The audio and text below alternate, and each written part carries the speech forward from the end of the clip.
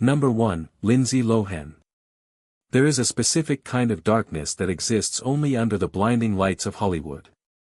It is a place where adoration can curdle into obsession, and where the higher you climb, the more dizzying the drop becomes. We have all seen it happen. We watch these young women grow up on our screens, their childhoods captured in 35mm film, their smiles beaming from magazine covers in grocery store checkout lines. We feel like we know them. We feel like we own a small piece of their success.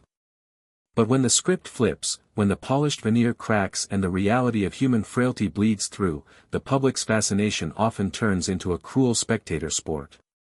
Nowhere is this tragic arc more palpable, more visceral, than in the story of the girl who once had the world at her feet, only to find herself shackled by the very system that built her up. Consider for a moment the sheer magnitude of her talent. She wasn't just another actress, she was a generational force. From the moment she captured our hearts playing twins in The Parent Trap, it was obvious that she possessed that rare, indefinable quality we call star power. She was effervescent, relatable, and undeniably gifted. As she transitioned into her teenage years with massive hits like Freaky Friday and the cultural phenomenon that was Mean Girls, she became the undisputed queen of the teen box office. She was the it girl of the new millennium, the face that could sell millions of tickets just by appearing on a poster. But while the cameras were rolling and the red carpets were unfurled, a storm was gathering on the horizon. The pressure to maintain that perfect image, the relentless scrutiny of the tabloids, and the access to a lifestyle with no guardrails began to erode the foundation of her life. Before we unravel the chaotic timeline that led from premiere nights to mugshots, if you appreciate deep-dive investigations into the darker side of fame and the stories that shook Hollywood, please take a moment to subscribe. It ensures you won't miss a single chapter of these tragic true crime files. As the mid-2000s approached, the narrative began to shift. The stories coming out of Los Angeles weren't about her upcoming roles or award nominations anymore. They were whispered rumors about late nights that turned into early mornings, about erratic behavior on sets, and a circle of influence that seemed less interested in her well-being and more interested in the party. The innocent freckled face we adored was beginning to look tired, haunted by something the cameras couldn't quite capture but certainly loved to exploit. We watched, breath held, as the cracks began to show. It wasn't a sudden explosion, but a slow, agonizing slide into a world of legal troubles that would soon dominate the news cycle for nearly a decade. The question on everyone's mind changed from, what movie is she doing next, to, will she make it through the night? It was the beginning of a saga that would redefine celebrity scandals. The year 2007 stands as a grim landmark in this timeline. It was the year the dam finally broke. The frantic energy that had been buzzing around her life collided violently with the law. It began over the Memorial Day weekend, a time usually reserved for barbecues and relaxation, but for her, it ended with a Mercedes convertible crashing into a curb on Sunset Boulevard. Officers arrived to find more than just a traffic accident. They found a young woman reportedly driving under the influence and in possession of a substance that would become a recurring character in her story. It was the first mugshot, the first undeniable proof that the spiral was real. But rather than serving as a wake-up call, it seemed to only accelerate the chaos. Less than 2 months later, in July of that same year, she was arrested again. This time, the circumstances were even more dramatic, involving a high-speed chase in Santa Monica where she was accused of pursuing her personal assistant's mother while driving on a suspended license. The charges were piling up: driving under the influence, possession, transporting narcotics. The legal system, which usually affords celebrities a certain degree of leniency or privacy, began to tighten its grip. She wasn't just an actress anymore, she was a defendant. The tabloids were ruthless, documenting every court appearance, every failed drug test, and every missed probation appointment. The flashing lights of the paparazzi became indistinguishable from the flashing lights of police cruisers.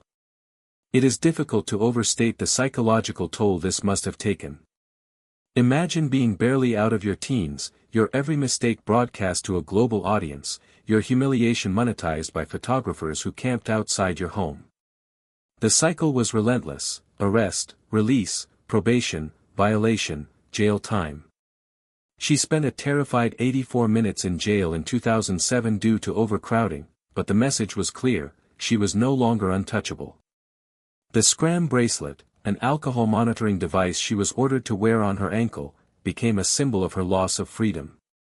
It was photographed on red carpets, a jarring accessory to her designer heels, a physical manifestation of the invisible chains she was struggling against. The public perception had shifted entirely. She was labeled a train wreck, a term that strips away humanity and ignores the underlying pain of addiction and mental health struggles.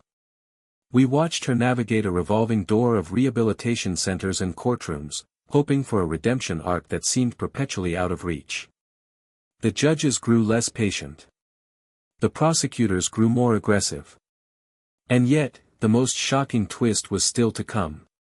The DUIs were dangerous and reckless, certainly, but they were often viewed through the lens of substance abuse. However, the narrative took a sharper, more criminal turn when accusations of theft entered the picture. It suggested a level of desperation that was difficult to reconcile with a woman who had earned millions of dollars before she could legally drink. The saga reached a new, bizarre low in 2011. The headlines screamed a new accusation, one that didn't involve a car or a party, but a jewelry store in Venice, California. She walked out of the store wearing a one-of-a-kind necklace valued at $2,500. The store owners claimed it was theft. She claimed it was a misunderstanding, a loaner piece that she simply hadn't returned yet. But the surveillance footage told a story that prosecutors were eager to pursue. This wasn't just a probation violation, this was grand theft. The image of a Hollywood superstar, who could theoretically afford to buy the entire store, allegedly sneaking out with a necklace was baffling. It spoke to a life that had become completely unmoored from reality. The courtroom became her stage. She would arrive in high fashion, looking every bit the movie star, only to stand before a judge and be scolded like a recalcitrant child. The juxtaposition was jarring. The sentence for the necklace theft was the final straw in a long list of legal failures. She was sentenced to 120 days in jail and 480 hours of community service. The mugshot from this era shows a woman who looks defiant yet exhausted, her eyes heavy with the weight of years of public shaming. In total, over the span of roughly 6 years, she accumulated 6 different mugshots. Each one captures a different stage of her descent, from the confused, wide-eyed girl of 2007 to the hardened, weary woman of 2013. Her story is a cautionary tale about the toxic ecosystem of modern fame. It raises uncomfortable questions about how we consume celebrity culture. Did we help her? Or did we simply watch the fire burn because the flames were entertaining? While she has since fought hard to rebuild her life and career, finding peace away from the cameras in other parts of the world, the shadow of those years remains. It serves as a permanent reminder that talent and money are no shield against the demons of addiction and the rigors of the law. But she was not the only beloved icon to find herself accused of taking things that didn't belong to her. While her theft seemed born of chaos and confusion, another case shocked the world with its sheer inexplicability. Our next subject was the dark-eyed darling of the 90s, a critically acclaimed actress known for her edge and intelligence. No one could understand why a woman with her wealth and prestige would walk into an upscale Beverly Hills department store, armed with scissors and a large bag, to commit one of the most infamous acts of shoplifting in Hollywood history. Number 2, Winona Ryder. She was the undisputed face of a generation, the doe-eyed enigma who defined the cool, brooding aesthetic of the 1990s. With roles in films like Beetlejuice, Heathers, and Girl, Interrupted, she wasn't just a movie star, she was a cultural touchstone for the outsiders, the rebels, and the sensitive souls. She possessed a fragility that made audiences want to protect her, a vulnerability that translated seamlessly from the screen to her public persona. By the winter of 2001, she had 2 Oscar nominations under her belt and the kind of career longevity most actors only dream of. But on a crisp December evening in Beverly Hills, inside the gilded halls of Saks Fifth Avenue, the script took a turn that no agent or publicist could have predicted. It was December 12, 2001. The holiday shopping season was in full swing, and the air was thick with the scent of expensive perfume and the rustle of designer shopping bags. Security personnel in high-end department stores are trained to look for certain behaviors, usually profiling those who look out of place. They were not looking for one of the most famous women in the world. Yet, the loss prevention manager, peering through the grainy lens of the closed-circuit television cameras, noticed something peculiar. A woman, small and unassuming in a hat and coat, was moving through the aisles with a strange, erratic energy. She wasn't browsing, she was gathering. The footage, which would later be analyzed frame by a fascinated public, showed her wandering through the designer boutiques on the third floor. She collected armfuls of clothing, Marc Jacobs sweaters, delicate hair accessories, Frederic Fekkai beauty products, and retreated into a dressing room. But she emerged with fewer items than she went in with, yet her bag seemed fuller. Security officers watched in disbelief as she allegedly used a pair of scissors to cut the censor tags off the merchandise, a crude and desperate act that seemed beneath a woman of her stature. This wasn't a starving artist stealing bread, this was a millionaire hacking away at security devices to steal socks and hair clips. When she finally attempted to exit the store onto Wilshire Boulevard, the security team made their move. They stopped her, asking her to return to the security office. The contents of her bags were emptied onto a table, a sprawling collection of stolen luxury goods totaling roughly $5,500. The police were called, and the image of the delicate, waif-like star being led away in handcuffs sent a shockwave through Hollywood that is still felt today. It was the moment the pedestal crumbled. The initial police report noted that she was confused, claiming she was preparing for a role, practicing the art of shoplifting for a character she was set to play. It was a performance that no one, least of all the Beverly Hills Police Department, was buying. The arrest was only the prologue, the ensuing media circus was the main event. In the early 2000s, before social media democratized celebrity gossip, the tabloids and 24-hour news networks were the gatekeepers, and they were hungry for blood. This story had everything: a fallen angel, immense wealth, and a baffling, nonsensical crime. Why would she do it? That was the question that dominated dinner conversations across America. Why risk a multimillion-dollar career for a few $1,000s worth of clothes she could have easily afforded? Psychologists appeared on talk shows to discuss kleptomania, depression, and the pressures of early fame, dissecting her psyche without ever having met her. When the trial began in 2002, it became a spectacle that rivaled the O.J. Simpson trial in terms of sheer, absurdity-laced obsession. She arrived at the courthouse each day dressed impeccably, her outfits analyzed by fashion critics as if she were walking a red carpet rather than facing a potential prison sentence. Free Winona t-shirts appeared on the streets of Los Angeles, transforming her felony into a pop culture statement. But inside the courtroom, the gravity of the situation was undeniable. Prosecutors were intent on making an example of her, stripping away the celebrity defense to reveal a simple case of theft.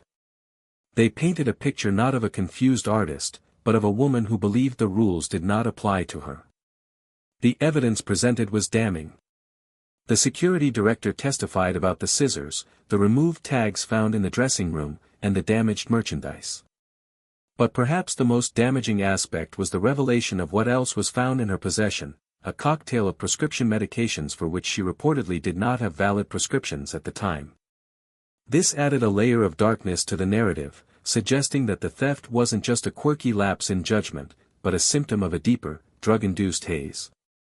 The shoplifting incident was rapidly morphing into a story about addiction and mental health, mirroring the very role she had played so convincingly on screen.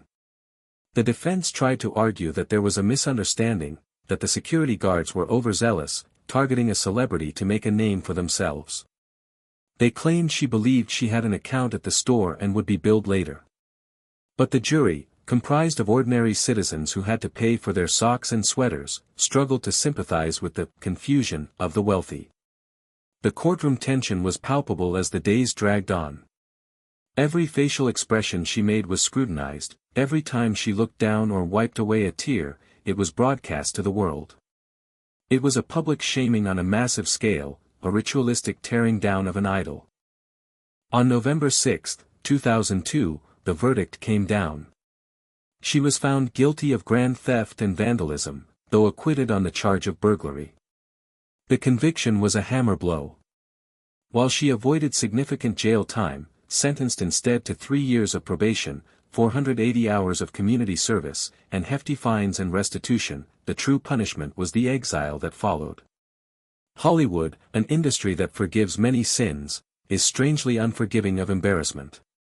She became a punchline on late-night talk shows, a cautionary tale for child stars. The phone stopped ringing. The prestigious roles evaporated. She effectively vanished from the spotlight, retreating into a self-imposed isolation that would last for years. Looking back, the incident serves as a time capsule of a specific era of celebrity culture, cruel, invasive, and obsessed with the fall of the virtuous woman. It took nearly a decade for her to rebuild her career and regain the public's trust, eventually finding redemption in the streaming era where a new generation embraced her talent without the baggage of the Saks Fifth Avenue scandal. But for those who lived through it, the image of those cut security tags remains a vivid symbol of how quickly a life can derail when the internal pressure becomes too great to contain. Her crime was a solitary act, a strange, impulsive moment of madness where she took things she didn't need. It was a crime against a corporation, victimless in the physical sense, driven by an internal void. But the next case on our list shifts the focus from the impulsive theft of luxury goods to a calculated, conspiratorial theft of opportunity. We move from the lonely aisles of a department store to the high-stakes world of elite academia, where the desire to provide for one's child mutated into a federal crime. Our next subject was a beloved TV housewife, an actress who spent years portraying a harried but wholesome mother on one of the biggest shows in history. But in real life, her maternal instinct took a corrupt turn. She didn't steal clothes, she tried to steal a future. She became the face of a nationwide scandal that exposed the rotten core of privilege, proving that some mothers will pay any price, and break any law, to ensure their children get ahead, even if it means bribing their way through the front gates of a university. Number 3, Felicity Huffman. For 8 seasons, she entered our living rooms as Lynette Scavo, the harried, relatable, supermom on Desperate Housewives. She played the character who would do anything for her family, the one who struggled to keep all the spinning plates in the air while maintaining a facade of suburban normalcy. Audiences loved her because she felt real. She wasn't just a glamorous face, she was an Emmy-winning actress, half of a highly respected Hollywood power couple, and by all accounts, a woman who kept her nose clean in an industry famous for its filth. She represented the grounded side of stardom. But in the pre-dawn hours of March 12, 2019, the fiction of Wisteria Lane was shattered by the cold, hard reality of federal law enforcement. It was 6 a.m. in the Hollywood Hills. The house was quiet, the city below just beginning to wake up. Suddenly, the silence was broken not by an alarm clock, but by FBI agents swarming the property with guns drawn. They were there to execute a warrant, treating the beloved actress not as a dignitary, but as a criminal conspirator in a sprawling federal investigation.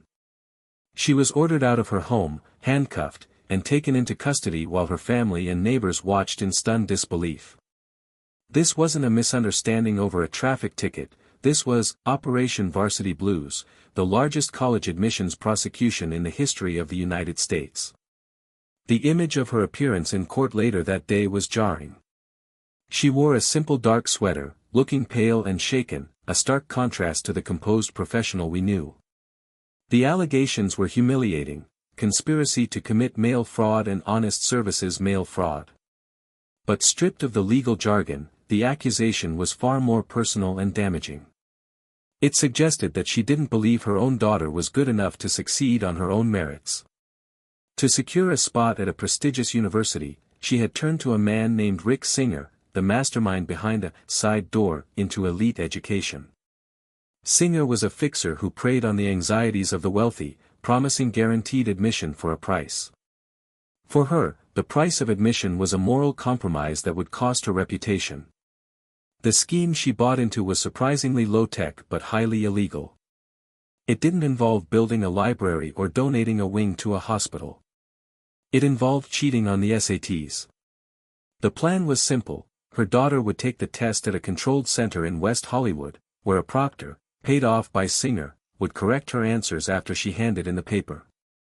It was a calculated subversion of the meritocracy, a secret transaction designed to give a child of privilege an even greater advantage than she already possessed. As the details of the affidavit emerged, the public's fascination turned to outrage. The evidence against her was overwhelming, captured and recorded phone calls and emails that read like the script of a bad crime drama.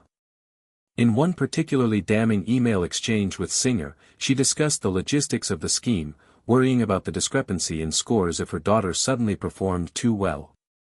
"Ruro," she wrote, a playful Scooby-Doo reference that would later be read aloud in somber news reports as proof of her complicity. That casual two-syllable phrase came to symbolize the breathtaking entitlement of the entire scandal. She wasn't just a passive participant, she was actively managing the fraud. She paid $15,000 to a sham charity called the Key Worldwide Foundation. On paper, it looked like a donation to help underserved kids. In reality, it was a bribe to fix a standardized test. The tragedy of the situation was compounded by the fact that her daughter knew nothing about it. Imagine the betrayal of finding out that your acceptance letter, your academic validation, was bought and paid for by your mother because she didn't trust you to earn it yourself. It was a breach of trust within the family that mirrored the breach of trust with the public. However, unlike many others ensnared in the operation who fought the charges with high-priced legal teams, she took a different route. She seemed to realize almost immediately the gravity of what she had done. There were no denials, no claims of being framed. She pleaded guilty. In a tearful statement to the court, she spoke of her deep shame and regret, acknowledging that her desire to be a good mother had twisted into something criminal. She admitted that she had betrayed her daughter, the educational community, and every student who worked hard to get into college legitimately. The prosecution argued that jail time was necessary to send a message that wealth could not buy a get-out-of-jail-free card. Her defense argued for probation, citing her otherwise clean record and genuine remorse. The judge had to weigh the celebrity of the defendant against the corrosive nature of the crime. If the justice system was to be respected, it couldn't look the other way just because the defendant was a famous actress who made a mistake out of twisted maternal love. The sentence had to sting. It had to prove that the law applies equally to the woman who cleans the hotel room and the woman who stays in the penthouse. On September 13, 2019, the gavel came down. She was sentenced to 14 days in prison, a $30,000 fine, and 250 hours of community service.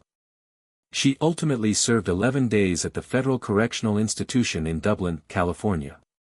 Photographs of her walking in the prison yard, wearing a dark green jumpsuit with a white cap, circulated globally. For a woman who had spent her life on red carpets, walking the perimeter of a low-security prison was a profound fall from grace. Those 11 days were a blip in time, but a lifetime in reputation. The aftermath was quiet but heavy. She completed her sentence, paid her fines, and served her community service hours helping women transition out of homelessness and prison. She retreated from the public eye, bearing the scarlet letter of the scandal. Her career stalled, her name becoming synonymous with the entitlement of the Hollywood elite. Yet, there was a sense of closure to her story.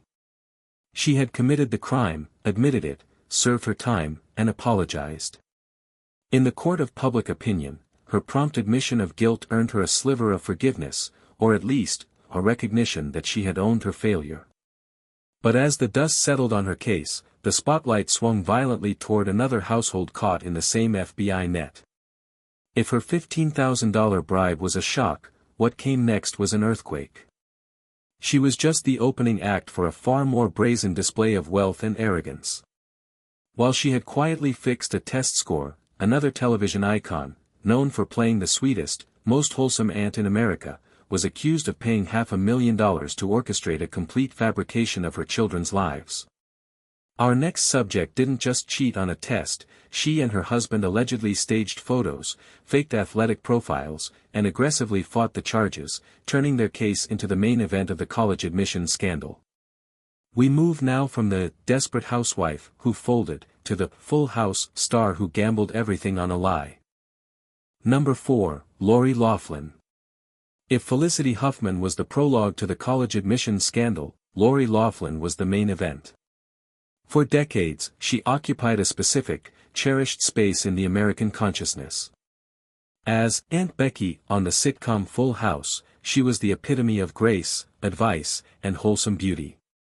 She was the woman who married Uncle Jesse and softened his rough edges. She was the steady hand in a chaotic household. Even years later, as a staple of the Hallmark Channel, she sold a brand of gentle, idealized morality. But the indictment unsealed in March 2019 revealed a side of her that no scriptwriter would have dared to invent. The wholesome image was not just tarnished, it was incinerated by the revelation that she and her husband, fashion designer Massimo Giannulli, had allegedly paid $500,000 to bribe their daughter's way into the University of Southern California. The sheer scale of the operation was breathtaking. While Huffman had paid a relatively modest sum to fix a test score, Loughlin and her husband were accused of engineering a complete fabrication of reality. The plan was audacious in its arrogance. They would designate their 2 daughters as recruits for the USC crew team, despite the fact that neither girl was a rower. It was a lie that required more than just a check, it required a commitment to the deception. Emails surfaced showing the couple discussing the logistics with the mastermind, Rick Singer, with a casualness that chilled the public. They weren't just paying a fee, they were constructing a fake athletic profile, complete with staged photographs of their daughters on rowing machines they had never used in a competitive capacity. The money involved, $500,000, was a staggering amount for a university admission. It highlighted the widening chasm between the ultra-wealthy and everyone else. For most families, a college rejection letter is a heartbreak. For this family, it was an inconvenience that could be solved with a wire transfer. The public reaction was swift and furious. This wasn't a mistake, this was a calculated conspiracy to displace deserving students who had actually put in the work, sweating on the water at 5 a.m. for a spot on a team, only to have that spot sold to a celebrity's child who reportedly had little interest in higher education at all. The scandal exposed the transaction at the heart of elite privilege, the belief that rules are merely suggestions for those with the right bank account balance. What made this case particularly gripping was the initial reaction from the accused. Unlike Huffman, who immediately folded and apologized, Loughlin and her husband chose to fight. They pleaded not guilty. They hired a team of high-powered defense attorneys and projected an air of defiance, reportedly believing they had done nothing illegal, only what was necessary to help their children. This strategy backfired spectacularly in the court of public opinion. It painted them not as remorseful parents who lost their way, but as entitled elites who refused to accept that they had broken the law. The prosecutors, seemingly irritated by their refusal to cooperate, piled on additional charges, including money laundering, threatening them with decades in prison. The collateral damage was immense. Her daughter, Olivia Jade, was a burgeoning social media influencer with millions of followers and lucrative brand deals. Overnight, her empire crumbled. The internet sleuths dug up old videos where she expressed indifference toward school, further fueling the fire. The family became pariahs. The Hallmark Channel cut ties with their golden goose, and Fuller House proceeded without Aunt Becky. The very industry that had made her a star turned its back, unwilling to be associated with the toxicity of the scandal. As the months dragged on and the legal bills mounted, the reality of the federal case began to set in. The evidence was simply too overwhelming. There were recorded calls, emails, and the undeniable paper trail of the money moving through sham charities. The fighting stance crumbled. In May 2020, more than a year after the initial arrest, the couple finally agreed to a plea deal. The defiance vanished, replaced by a somber admission of guilt. They appeared via video conference, the glamour stripped away, to admit to conspiracy to commit wire and mail fraud. The fight was over, but the punishment was just beginning. The sentencing hearing was the final act of this tragedy.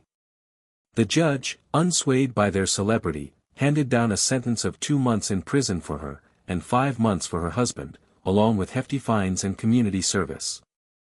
In her statement to the court, she finally expressed the remorse the public had been waiting for, admitting that she had contributed to exacerbating existing inequalities in society. She reported to the Federal Correctional Institution in Dublin, California, the same facility where Huffman had served her brief time, to begin her sentence. For 2 months, the woman who had lived in mansions and walked red carpets slept in a prison cell, wore a uniform, and lived by the strict schedule of the Bureau of Prisons. It was a stunning fall. When she was released, she emerged into a world that had fundamentally changed for her.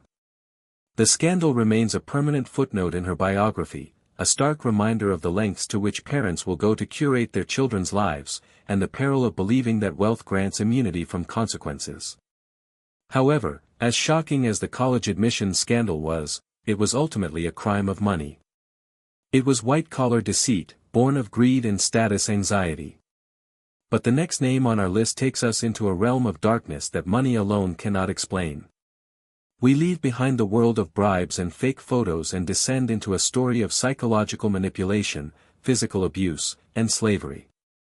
Our next subject was the bright, smiling sidekick on a hit superhero TV show, a young woman who spent years playing the loyal best friend to a future Superman. But behind the scenes, she was allegedly recruiting women into a secret society, not to get them into college, but to brand them like cattle. We are about to enter the twisted world of a cult where a Hollywood actress became a predator, serving a master whose demands were as terrifying as they were criminal. Number 5, Allison Mack. If you grew up watching television in the early 2000s, you knew her face. She was the quintessential girl next door, the intelligent, loyal, and fiercely independent Chloe Sullivan on the hit series Smallville. For 10 seasons, she was the moral compass of a show about the world's greatest superhero, the best friend who kept Superman grounded. She had a smile that radiated warmth and a sharp wit that made her a fan favorite. She was the last person anyone would suspect of harboring darkness. But while millions watched her help save the world on screen, in reality, she was being drawn into an underworld so depraved that it defies comprehension. This is not a story of a celebrity losing their way at a party, this is the story of a woman who systematically dismantled her own humanity to serve a monster. The descent began quietly. Like many actors navigating the uncertain waters of a post-hit show career, she was looking for purpose. She was looking for mentorship. In 2006, she founded a self-improvement group called NXIVM, based out of Albany, New York. On the surface, it promised personal and professional development, led by a charismatic and bespectacled guru named Keith Raniere. He sold himself as one of the smartest men in the world, a philosopher king who could unlock human potential. To her, he became everything, a mentor, a father figure, and eventually, a god. But NXIVM was not a seminar, it was a trap. And she didn't just fall into it, she helped dig the pit for others. Over the next decade, the bright-eyed actress transformed into Raniere's most devoted lieutenant. She wasn't a passive victim, she became a predator in her own right. She used her celebrity status as a lure, leveraging the trust women placed in her to recruit them into the organization. She targeted young, aspiring actresses, women who looked up to her, promising them a sisterhood that would empower them. But what she was actually offering them was slavery. She was recruiting for a secret society within the cult known as DOS, a Latin acronym that roughly translates to Lord/Master of the Obedient Female Companions. In this twisted hierarchy, she was a master, and the women she brought in were her slaves. The betrayal here is staggering. She took the vulnerability of women who wanted to be like her and weaponized it, feeding them into a machine designed to break their spirits. The horror of what happened inside DOS is difficult to articulate without shuddering. It wasn't just about psychological manipulation, it was about physical ownership. To join this inner circle, women were required to provide collateral, damaging information, nude photos, or confessions to crimes that would be released if they ever tried to leave or disobeyed an order. This blackmail ensured silence and compliance. But the ultimate act of submission was far more permanent. In a ritual that sounds like it belongs in a medieval dungeon rather than a seemingly modern self-help group, the women were told they would be getting a small tattoo to signify their dedication to the elements. They were taken to a house, stripped, and held down on a massage table. Without anesthesia, a cauterizing pen was used to burn a symbol into the flesh of their pelvic region. As the smoke rose and the women screamed in agony, they were told to say, "Thank you, Master." It was later revealed that the symbol they were branded with wasn't a random geometric shape. If you turned it sideways, it formed a monogram.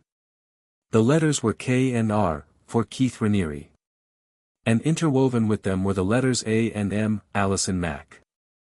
She hadn't just recruited them, she had branded them with her own initials, marking them as property in a way that is permanently etched onto their bodies. She enforced strict diets, demanding that the women stay dangerously thin because that was Raniere's preference. She demanded readiness at all hours of the night to service the leader. The text messages and emails revealed during the investigation showed a woman who had completely lost touch with morality, speaking about breaking these women as if they were livestock to be trained. It is a terrifying case study in indoctrination. How does the friendly sidekick from Smallville become the warden of a sex cult? It speaks to the terrifying power of coercive control, where the victim eventually identifies so strongly with the abuser that they become an instrument of the abuse itself. When the New York Times finally broke the story in 2017, the world was stunned. The FBI raided the compound, and the house of cards collapsed. She was arrested in 2018, charged with sex trafficking conspiracy, and forced labor conspiracy. The mugshot was a stark contrast to her red carpet photos. Her eyes looked hollow, the spark of Chloe Sullivan extinguished by years of serving a darkness she helped cultivate. Faced with a mountain of evidence and the testimony of the very women she had branded, she eventually broke.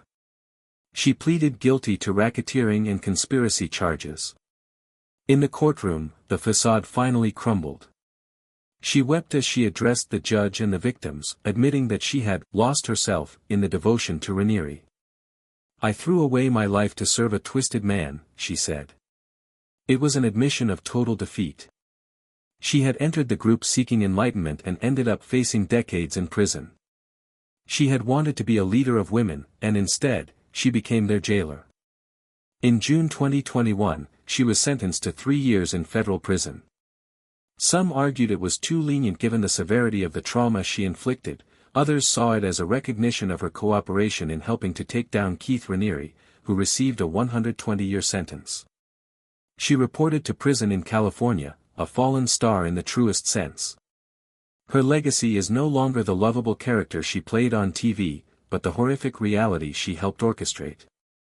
It is a story that chills the bone because it happened in plain sight, hidden behind the veneer of Hollywood success and self-help buzzwords. Her story is the darkest point on our spectrum, a tale of systematic abuse and cult dynamics. But Hollywood crimes come in many shapes. Sometimes they are calculated and evil, like the NXIVM cult. And sometimes, they are messy, loud, and born of pure, unadulterated entitlement. Our next case whisks us away from the secret branding ceremonies of a cult and drops us onto a roadside in Atlanta, Georgia. We move from a woman who wanted to be a master, to a woman who simply couldn't believe a police officer didn't know who she was. Our next subject is America's sweetheart, an Oscar-winning actress known for her southern charm and sparkling reputation. But when blue lights flashed behind her car, the charm evaporated, replaced by a slurry of arrogance that gave us one of the most infamous celebrity quotes of the decade. She didn't traffic anyone, but she did try to traffic in her own fame, asking the officer a question that would haunt her public image for years. Number 6, Reese Witherspoon. In the vast, glittering constellation of Hollywood, few stars have burned as brightly and consistently as Reese Witherspoon. By 2013, she had crafted a public persona that was nothing short of bulletproof. She was America's sweetheart, a title not easily earned and even harder to keep. She was the determined law student Elle Woods in Legally Blonde, a character who taught us that you could be feminine and fierce simultaneously. She was the steely, soulful June Carter Cash in Walk the Line, a performance that earned her an Academy Award and cemented her status as a serious dramatic talent. She was polished, professional, and undeniably Southern, a woman who projected an aura of charm, manners, and grace. She was the kind of celebrity you wanted to be friends with, the one who seemed to have it all figured out, balancing motherhood, a thriving production company, and an A-list acting career without a hair out of place. But the thing about pedestals is that they are narrow, and it doesn't take much to lose your balance. On a humid night in April 2013, on a stretch of Peachtree Street in Atlanta, Georgia, the carefully curated image of the polite Southern belle collided with the messy, unpredictable reality of a police traffic stop. It was a moment that would peel back the curtain on celebrity entitlement in a way that felt both shocking and strangely human. This wasn't a premeditated crime or a dark conspiracy, it was a flashpoint of arrogance fueled by alcohol, a situation where the rules of the red carpet suddenly applied to the rules of the road, and the result was a PR disaster that no scriptwriter could have fixed in post-production. The evening had started innocently enough.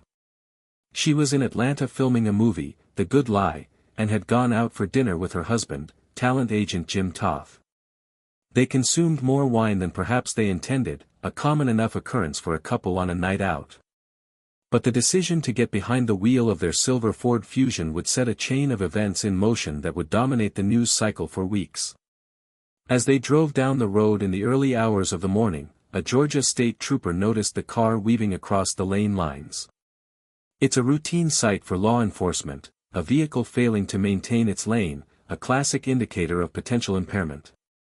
The blue lights flickered on, piercing the darkness, signaling the driver to pull over. Inside the car, the tension must have spiked instantly. For the officer, this was just another DUI stop, a dangerous but standard part of the job. He had no idea he was about to be lectured by an Oscar winner. As the trooper approached the vehicle, he began the standard field sobriety protocol with Toth. The atmosphere was thick with the distinct smell of alcohol. Toth appeared cooperative, likely understanding the gravity of the situation. But in the passenger seat, Reese Witherspoon was growing increasingly agitated. This was not how her night was supposed to end. This was an intrusion, an inconvenience, and in her intoxicated state, it felt like an insult. The officer instructed her to stay inside the vehicle, a standard safety procedure to keep passengers out of traffic and away from the investigation. But for a woman used to calling the shots, being told to sit still and be quiet was an order she simply couldn't accept. She opened the door. The officer told her to get back in. She complied, but only momentarily. The frustration boiled over. She leaned out the window, asserting that she was a U.S. citizen and had the right to stand on American ground. It was the logic of someone whose judgment was severely clouded. Despite repeated warnings that she would be arrested if she interfered, she exited the car again. The dashcam footage, which would later be released to a stunned public, captured the entire exchange. It showed a woman who was indignant, bewildered that her status wasn't acting as a shield against the law. She wasn't violent, but she was belligerent, challenging the officer's authority with a sense of disbelief. Then came the words that would become infamous. As the officer moved to handcuff her for disorderly conduct and obstruction, she looked at him and dropped the ultimate celebrity cliché. "Do you know my name?" she demanded. The officer, a professional doing his job, delivered the perfect, deadpan response, "No, I don't need to know your name." It was a collision of two worlds, the world where her name opened every door, and the world of law enforcement where a name is just information to be typed onto a booking sheet. She continued, threatening him with the weight of her fame, telling him, "You're about to find out who I am." It was a cringeworthy display of entitlement, the "do you know who I am" card played in the worst possible context. She wasn't fighting for justice, she was fighting for special treatment. The handcuffs clicked shut. The image of America's sweetheart being led away, her wrists bound behind her back, was surreal. She was placed in the back of the patrol car, while her husband was arrested for driving under the influence. The ride to the station must have been a sobering journey in every sense of the word. The adrenaline of the confrontation would have faded, replaced by the dawning realization of what had just happened. She hadn't just been arrested, she had humiliated herself. She had acted in a way that contradicted everything her brand stood for. The mug shot that followed showed a woman looking down, hair slightly disheveled, a smirk of disbelief or perhaps embarrassment playing on her lips. It was the face of someone who knew the morning headlines were going to be brutal. When the news broke, the internet exploded.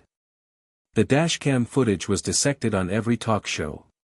But what happened next is a masterclass in crisis management.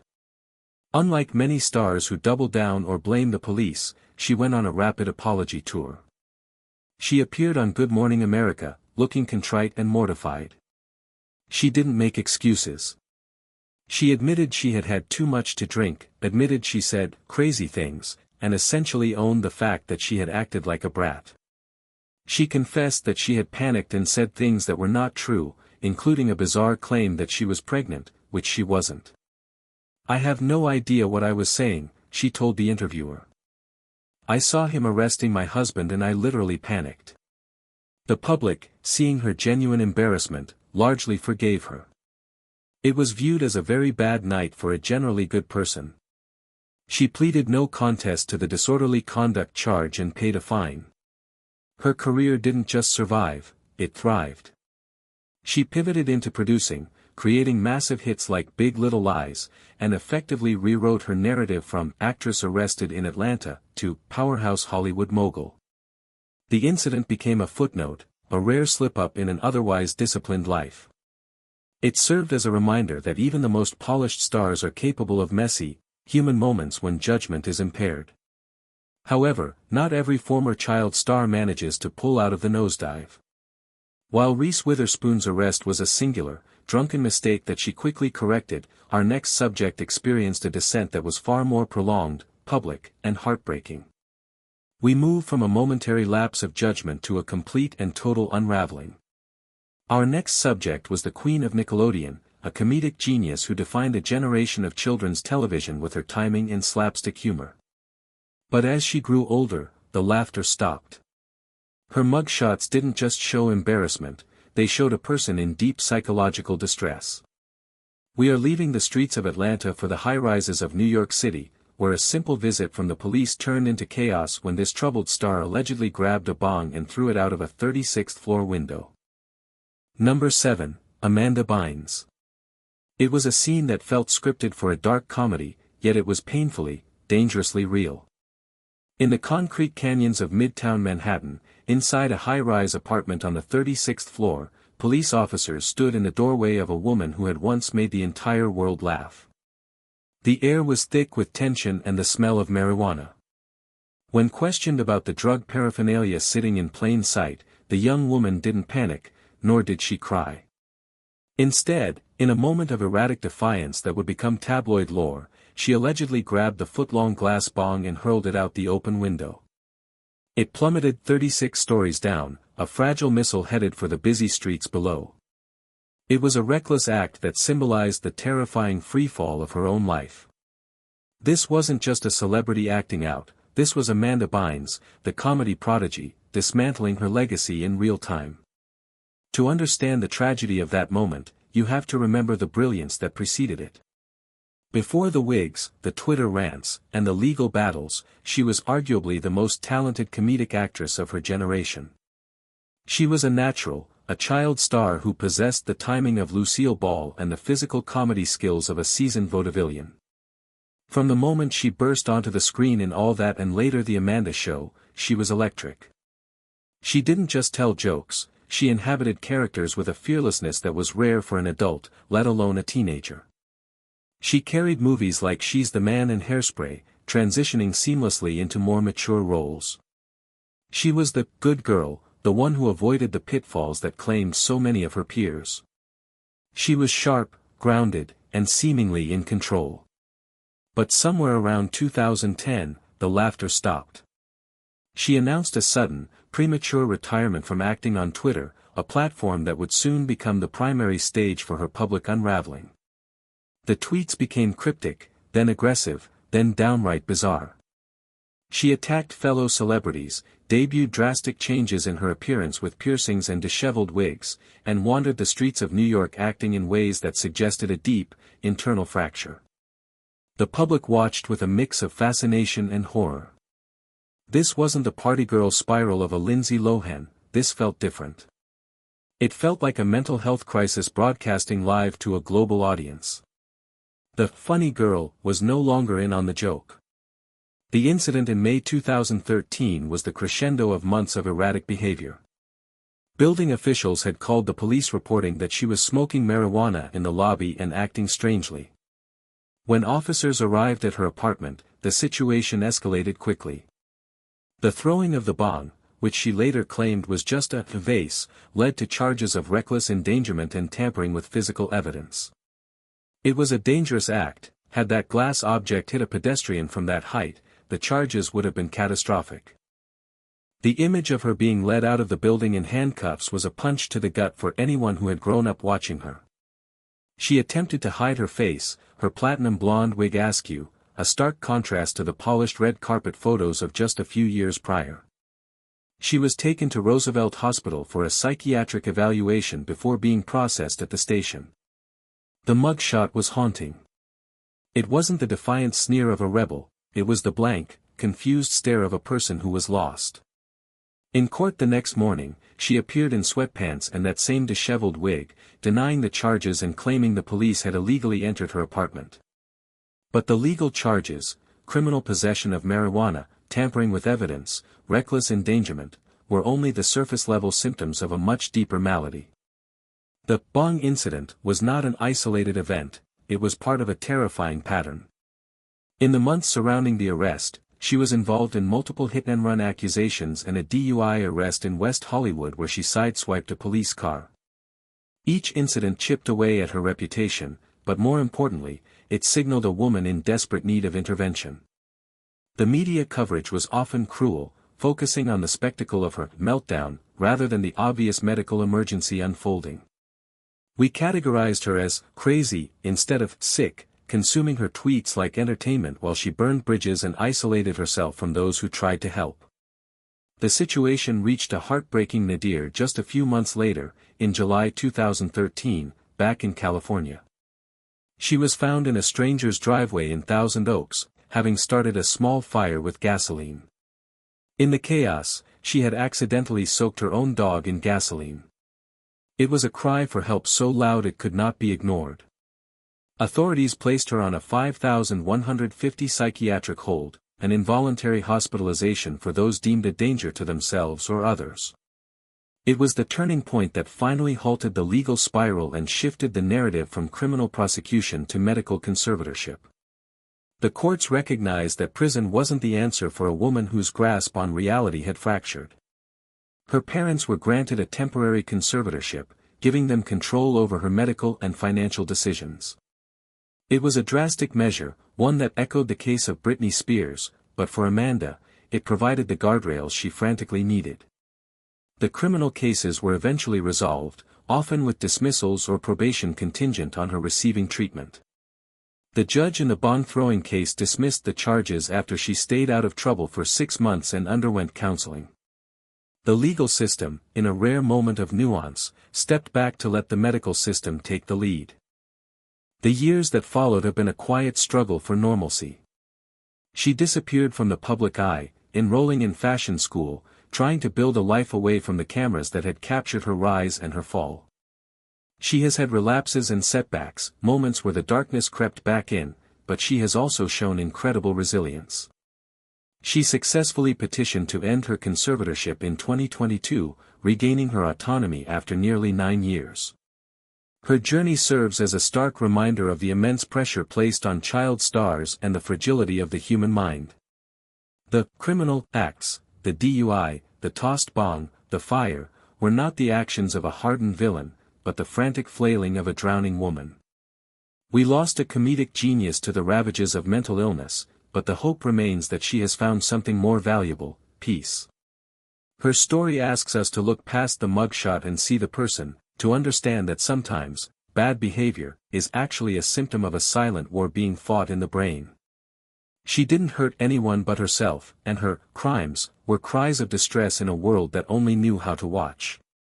But not every celebrity confrontation with the police is born of confusion and despair. Some are fueled by pure, unadulterated rage. While Amanda Bynes' struggle was a lonely, internal battle that spilled outward, our next subject brought the fight directly to the officers who tried to help her. We move from the tragic fall of a teen comedy queen to the violent explosion of a television icon who ruled the airwaves in the 80s and 90s. Our next subject was the ultimate bad girl of primetime soaps, a blonde bombshell known for playing villains we love to hate. But when police arrived at her home to settle a domestic dispute, the line between her fiery characters and her real life blurred violently. She didn't just resist arrest, she attacked, turning a welfare check into a physical brawl with law enforcement. Number 8, Heather Locklear. For nearly 3 decades, she was the golden standard of American television beauty. With her cascading blonde hair, piercing blue eyes, and undeniable screen presence, Heather Locklear didn't just star in hit shows, she saved them. She was the secret weapon producers called when ratings were sagging. She walked onto the set of Dynasty as Sammy Jo and electrified the drama. She marched into the apartment complex of Melrose Place as Amanda Woodward, the ruthless advertising executive, and turned a struggling soap opera into a defining cultural phenomenon of the 90s. She was the ultimate California girl, the quintessential blonde bombshell who projected an image of strength, control, and icy perfection. To the public, she was invincible, a woman who played characters that chewed up men and spat them out. But the line between the chaotic lives of her characters and her own reality began to blur in ways that were uncomfortable to watch. By 2018, the glitz of the 90s had faded, and the headlines surrounding her name had turned dark. The stories were no longer about contract negotiations or red carpet appearances, they were about rehab stints, erratic behavior, and 911 calls. The public watched with a growing sense of unease as the woman who once commanded the screen seemed to be losing command of her own life. But nothing prepared fans for the explosion of violence that occurred on the night of February 25, 2018. It was a Sunday night in Thousand Oaks, a quiet, affluent suburb of Los Angeles where the wealthy retreat for privacy.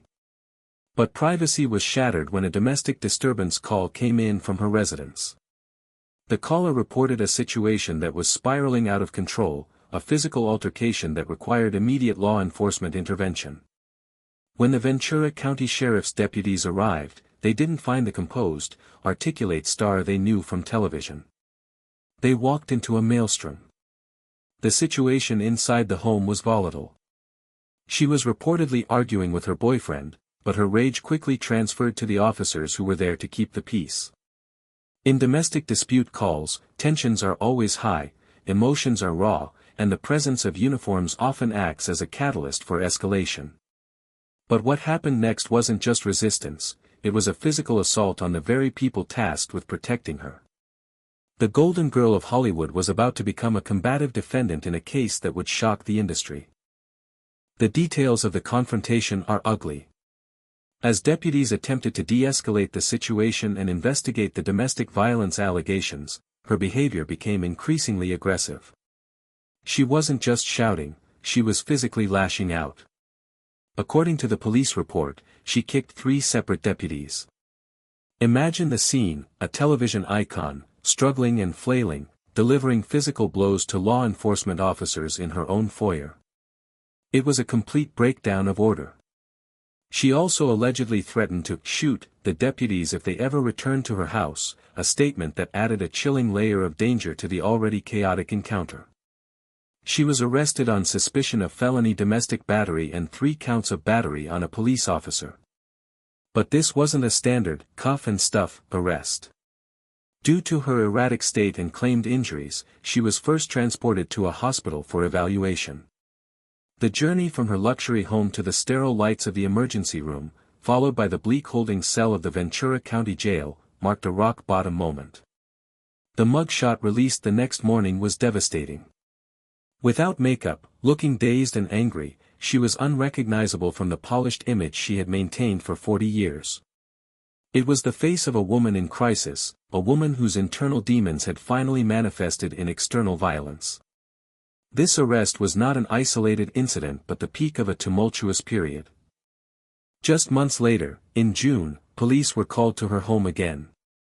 In a disturbing echo of the February incident, she was arrested for battery on a police officer and an EMT who was trying to put her on a gurney. She reportedly kicked the EMT in the chest. It was a pattern of lashing out at helpers, a symptom of a mind that viewed intervention as an attack. The charges were serious. Battery on a police officer is not a minor infraction, it is a crime that carries the weight of assaulting the state itself. The narrative had shifted from troubled star to violent offender. The prosecutors were not looking at Amanda Woodward, they were looking at a woman who had repeatedly physically attacked first responders. The legal fallout was extensive. She was facing multiple misdemeanor charges that could have resulted in significant jail time. The world waited to see if the justice system would treat her with the same severity it would an ordinary citizen who kicked a cop. Ultimately, her legal team navigated a plea of no contest to 8 misdemeanor counts. The judge sentenced her to 120 days in jail but stayed the sentence, meaning she would not have to serve the time if she completed a residential treatment program. It was a lifeline, a recognition that her violence was rooted in substance abuse and mental health struggles rather than criminal malice. The court ordered her to stay away from alcohol and non-prescribed medication, placing her fate firmly in her own hands. Her story is a brutal reminder that longevity in Hollywood often comes with a hidden price tag. We saw the glamour, we didn't see the pressure cooker that eventually exploded in a suburban living room. She has since largely retreated from the public eye, focusing on recovery, a silent battle fought away from the cameras that once loved her. Her case stands as a testament to the fact that even the strongest, most poised figures can be brought to their knees by addiction, turning a legacy of entertainment into a police record of assault. But while Heather Locklear's fall was marked by aggression and rage, our next subject's descent was marked by a melancholic drift into danger. We move from the established queen of the 90s soap opera to the tragic it girl of the early 2000s. She was the soul of the OC, a character whose death on screen broke millions of hearts.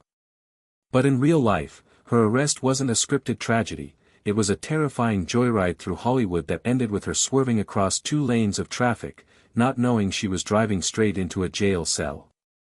Our next subject was the poster child for young Hollywood, a girl who had everything too soon.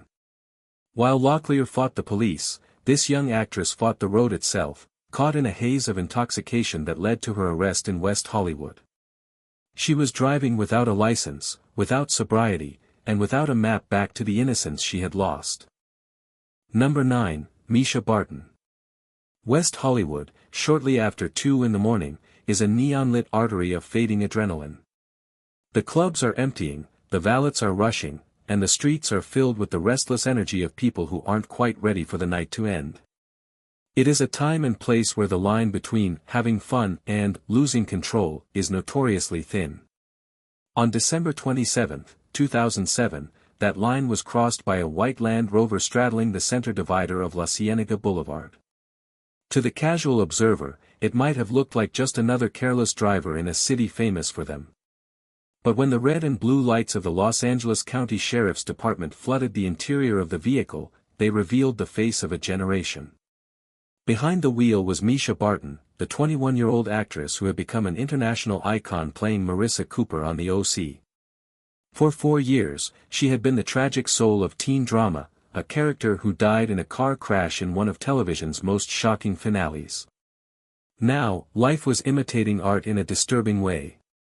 She wasn't dying, but she was drifting, literally and metaphorically. When deputies approached the vehicle, the signs of impairment were immediate. She was confused, her movements were slow, and she reportedly didn't have a valid driver's license on her person. It was the trifecta of a Hollywood traffic stop, a famous face, a luxury car, and a complete inability to navigate the basic laws of the road. But this wasn't just about alcohol. As the investigation unfolded on the side of the road, it became clear that this was a cocktail of poor decisions.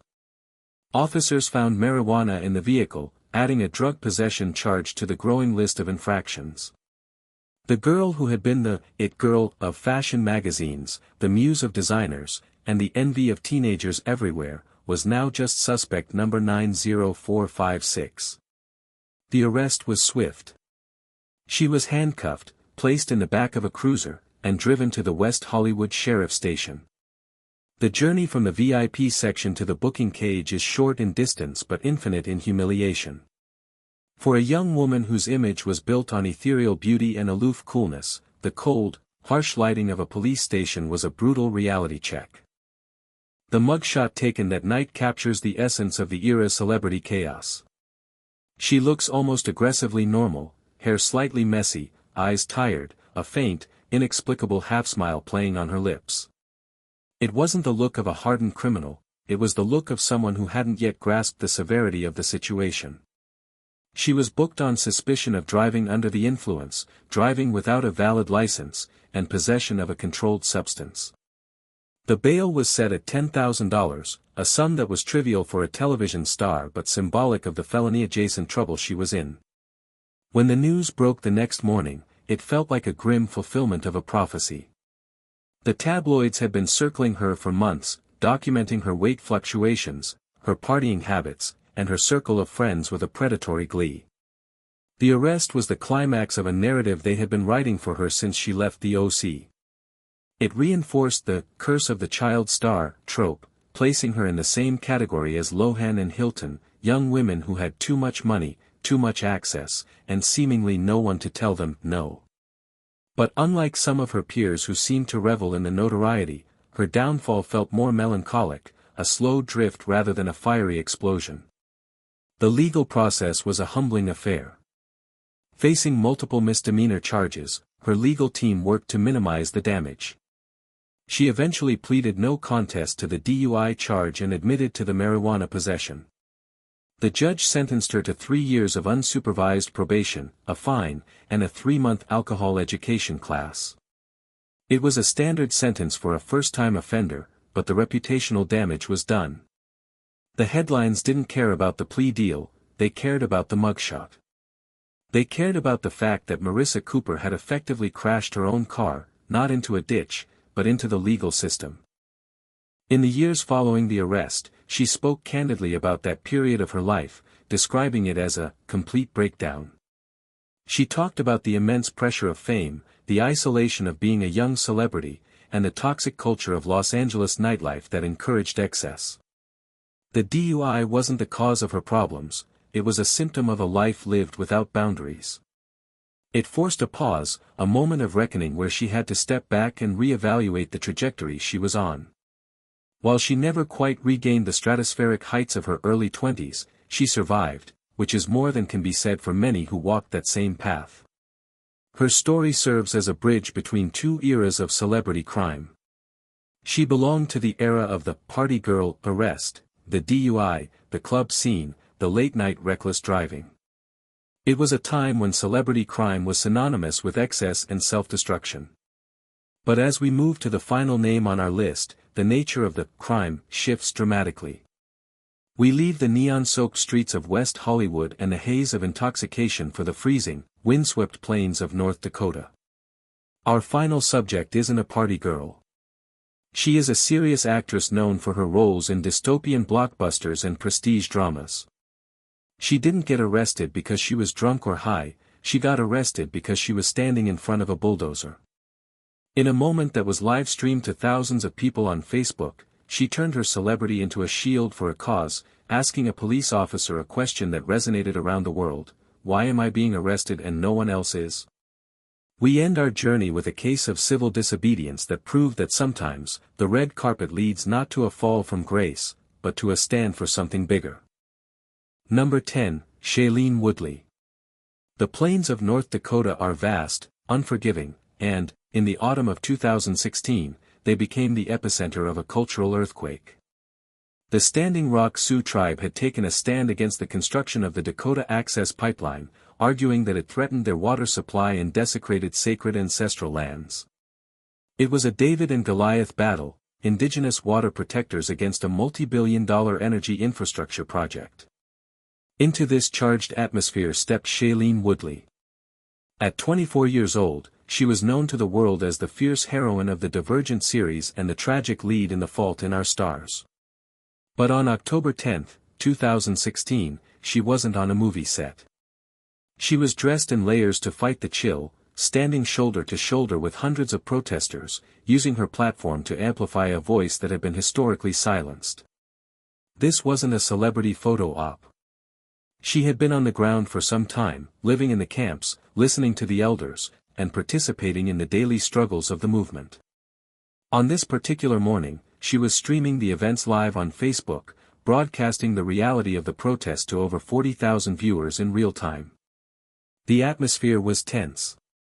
Riot police, equipped with military-grade gear, armored vehicles, and non-lethal weapons, were advancing on the unarmed crowd. It was a jarring visual contrast, the organic, prayerful resistance of the protesters against the mechanized, sterile force of the state. As the group began to retreat, heading back to their vehicles to avoid escalation, the situation took a sharp, personal turn.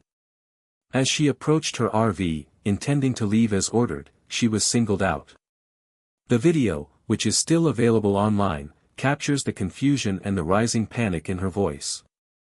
"I was just told that the cops are following me," she told her live-stream audience. She handed her phone to her mother, who kept the camera rolling, documenting every second of what happened next. Officers grabbed her by her jacket. They weren't arresting everyone, they were arresting her. In a moment of raw, unscripted frustration, she asked the question that stripped away the pretense of the situation: "Why am I being arrested and no one else is?" The officer's response was chillingly bureaucratic: "You were identified." The implication was clear. She wasn't being arrested solely for trespassing, she was being arrested because she was Shailene Woodley. She was being made an example of. "It's because I'm well known," she said to the camera, her voice trembling but defiant. "It's because I have 40,000 people watching." The handcuffs were slapped onto her wrists, and the image of the Hollywood star being led away by militarized police was beamed instantly around the world. It was a powerful, polarizing moment. To her detractors, it was a publicity stunt; to her supporters, it was a brave act of solidarity that used the weapon of celebrity to expose the harsh tactics being used against the water protectors. She was charged with criminal trespassing and engaging in a riot, heavy charges for simply walking back to a vehicle. She was strip-searched and placed in a jail cell, an experience she later described as dehumanizing and invasive. It was a stark departure from the trailer of a film set. Here, there were no assistants, no directors to call, cut, only the cold reality of the criminal justice system. But unlike the other stories we have covered, stories of addiction, greed, or violence, this arrest didn't shame her. It galvanized her. The mugshot didn't show a woman defeated, it showed a woman who knew exactly why she was there. The legal battle that followed was quiet compared to the noise of the arrest. She pleaded guilty to a lesser charge of disorderly conduct, accepting 1 year of unsupervised probation and a fine. She didn't fight to clear her name so much as she fought to keep the focus on the pipeline. She used the court appearance as another opportunity to speak about environmental justice, turning the legal punishment into a platform. She had walked the walk, risking her freedom for a cause she believed in, and in doing so, she redefined what it meant to be a celebrity activist in the digital age. Her story marks the end of our journey through the rap sheets of the rich and famous. We have traveled from the tragic, drug-fueled spirals of Lindsay Lohan and Mischa Barton to the entitled rage of Reese Witherspoon and Heather Locklear. We have seen the calculated greed of Loughlin and Felicity Huffman, and the terrifying, cult-like depravity of Allison Mack. We have witnessed the heartbreaking mental health crisis of Bynes and the bizarre, kleptomaniacal turn of Winona Ryder. And finally, we ended here, on the windswept plains of North Dakota, where a young actress chose to wear handcuffs as a badge of honor. These 10 stories, distinct in their details, are bound by a common thread, the fragility of the pedestal. We build these women up, projecting our own hopes and fantasies onto them, only to watch, sometimes with glee and sometimes with horror, as they crash back down to earth. Whether driven by addiction, arrogance, greed, or conviction, their arrests serve as a reminder that the law, at least in theory, comes for everyone eventually. The flashing lights in the rearview mirror do not care about box office numbers or Instagram followers. In that moment, when the metal clicks shut around their wrists, the star fades, and only the human remains. This has been a chronicle of Hollywood's collision with the law, 10 actresses who went from the red carpet to handcuffs. Some found redemption, some found recovery, and some are still paying the price. But all of them prove that in the unscripted drama of real life, there are no second takes, only consequences. Thank you for watching, and remember to look beyond the mugshot, for every crime has a story, and every story has a human face.